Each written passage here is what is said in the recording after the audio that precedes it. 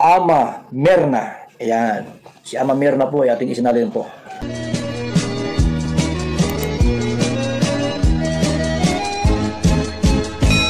Ayan guys, good morning! Si Ama Mirna muli ito, muling bumabalik para magbigay ng konting reaction dito sa mga napapanood na mga videos. Lalo na itong video ngayon, ang trending na video ni Kalinga Prab.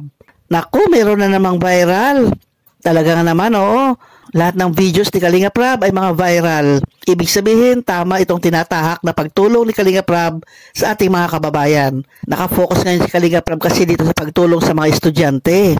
Alam naman po ninyo na gustong-gusto talaga ni Kalinga Prab na ang mga bata ay hindi yan matigil sa pag-aaral. Na ang bata ay dapat pasuportahan, na ang mga bata ay dapat makatapos sa pag-aaral. Kaya dito sa isang video ni Kalinga Prab, lahat ng video naman niya ay mga viral, di ba? Pero dito ako magbibigay ng reaction dito sa isa niyang viral na talaga nga naman nakaka-good vibes talaga. Kasi hindi mo akalain na mayroon na namang isang papatok na sabihin nating love team, pero hindi ito love team kundi pampagood vibes lang po ito mga kalingap. Dahil na nga, di ba? Pinagbabawal na kayo mga love team. Ito yung isang good vibes lang dahil alam naman po natin, one kalingap, one family. O di ba? Bilang isang pamilya, nagbibigay ng pampagood vibes lamang po. Ito ay tungkol kay Carla. Na unang video pa lang ni Carla ay talaga nga naman million views na. Itong mga sumunod na mga videos niya, nandyan na rin. Magwa 1 million na rin ulit. Kasi maganda yung tandem nila ngayon ni Jomar. O di ba? Itong tandem nila ni Kuya Jomar ay hindi ito ipinupush para maging sila na. O maging sila na ba? Ganon. Kundi ito ay pampabigay lang ng kilig, pampabigay lang ng saya o tuwa sa mga nanonood. Lalo na yung mga katulad natin na mga seniors na hindi maiwasan talaga na matutuwa ka sa ganitong mga sitwasyon, mga kuha ni Kalinga Prab na totoo nga naman nakakapagbigay ng stress-free. O di ba? Mawawala ang stress mo nito pag mapanood mo kasi maganda talaga yung tandem nilang dalawa. Kasi nga ito nakaraan nga, di ba? Wala na tayong inaabangan na ganito dahil na-demolish na nga o wala na yung Edrica. Alam naman natin na napamahal sa atin yung Edrica pero tanggapin na lang natin ang katotohanan na hindi na ito na ipagpatuloy. Kaya nawala yung inabangan natin kay Edo at saka kay Erica. Pero dito nga sa bagong ito, kay Jomar at kay Carla, ay masasabi natin marami talaga umaabang dito. Maaring ito na nga yata ang kapalit ng Edrica. Nakakatuwa kasi, di ba? Alam niyo yung mga kalingap, ang isang kinakatuwaan ko dito at isang kinabibiliban ko rito at humahanga rin ako dito ay yung ugali ni Carla ba? Yung pagiging inosente niya.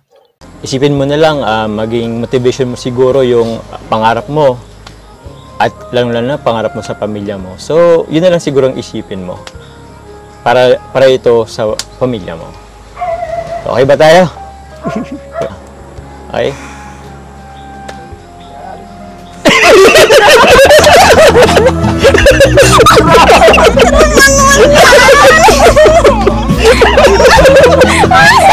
Sa edad na 17 years old, nahihiya siya talagang lumapit o makisalamuha dito sa mga K-boys.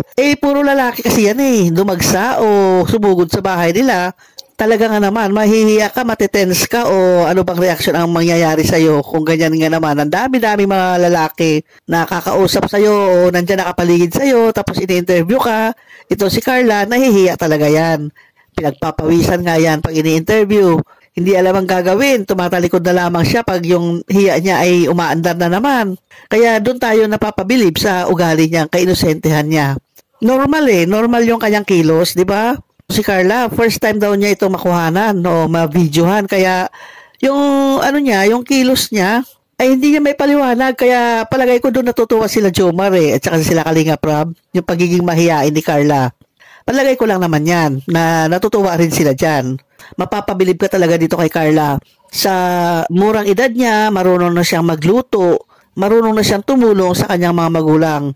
Yan, marunong siya magluto ng puto, kutsinta, at marunong din siya magluto ng mga ulam, niluluto niya at kanyang ibinebenta. Para sa ganun magkaroon naman siya ng pera o magkaroon ng pamasahe silang magkakapatid pag sila nakapagbenta ng puto at kutsinta. Hindi niya hinahayaan na ang mga magulang lang niyang kumikilos, kundi pati siya talaga ay kumikilos din. Sa kabila ng kahirapan nga ng buhay nila, masasabi nating mahirap dahil siyempre wala silang ilaw. Biruin mo, madaling araw ka babangon para magluto ng puto at kutsinta. Napakadilim nun. O O sabihin natin may solar din sila. Pero kinakaya ni Carla yung ganong sitwasyon na maagang magising para magluto, mag-prepare ng kanyang ititinda kinabukasan. Kasi priority niya kasi yung makapag-aral siya, makapagtapos siya ng pag-aaral. Kaya tama yung kasabihan, di ba? Na kung gusto mo, may paraan. Pero kung ayaw mo, yan, maraming dahilan. Bukod sa kanyang ginagawa o niluluto na puto at kutsinta, marunong din pala si Carla sa pagluluto o magluto ng mga ulam. Para sa ganon, pwede rin niyang itinda. Natanong siya kasi kung ano pang kaya niyang gawin. Yun nga, marunong daw siya magluto ng ulam. Ang daming alam ni Carla. Hindi siya nagpapabaya o hindi siya umaasa lang basta-basta sa magulang. Alam naman niya na nahihirapan yung mga magulang niya talaga sa pagpaparal sa kanila. Kaya yun nga, dumidiskarte si Carla kung paano makatulong at paano siya magkakaroon ng pera kahit man lang pamasahin nilang magkakapatid papuntang eskwela. Alam po ninyo na nung napanood ko itong si Carla nga, inaabang-abangan ko na rin yung mga susunod na episode nito. Dahil gusto kong makita yung mga reaksyon niya, gusto makita yung kanyang pagsasalita, at saka gusto ko rin makita kung paano niya sagutin yung mga tanong ni Kuya Jomar. At ito si Kuya Jomar ay naman din, sport naman din siya. Sabihin natin magaling din siya magdala. Yung mga pick-up lines niya ay nandyan, nakahanda palagi para ibato kay Carla. Palagay ko itong dalawa ito ay magkiklik eh. Dahil sa una pa lang nilang pagkikita ay makikita mo na yung yung nakakatuwang senaryo sa kanila. Magkiklik ito at alam kong maraming umaabang din dito. Kung gusto po niyo mapanood yung mga episode po tungkol kay Carla at saka kay Jomar, panoorin po niyo yung mga videos ni Kalinga Prab. Dahil doon mapapanood po ninyo na kayo'y matutuwa naman din. Umpisahan po ninyo mula sa episode 1 dito kay Carla. At aabangan din natin yan ha, huwag nating palagpasin. Dahil sa pamamagitan po ng hindi pag-skip ay nakakatulong po tayo sa Kalingap. Suggestion ko po na panoorin na lang po ninyo ng buong buo yung video ni Kalinga Prab. Punta na lang po ninyo para kayo makakapagsabi na talaga nga naman napakagandang episode yung tungkol kay Carla at kay Jomar. Patok na patok yan at sigurado ito ay isang magiging pinaka-viral ni Kalinga Prab. Maaari ito ng kapalit ng Edrica. Kaya abangan po ninyo at supportan po natin lahat ng videos ni Kalinga Prab. Okay, salamat po sa inyong panonood. Abangan po natin yung Carla at Jomar ha. Hanggang sa muli. Bye-bye!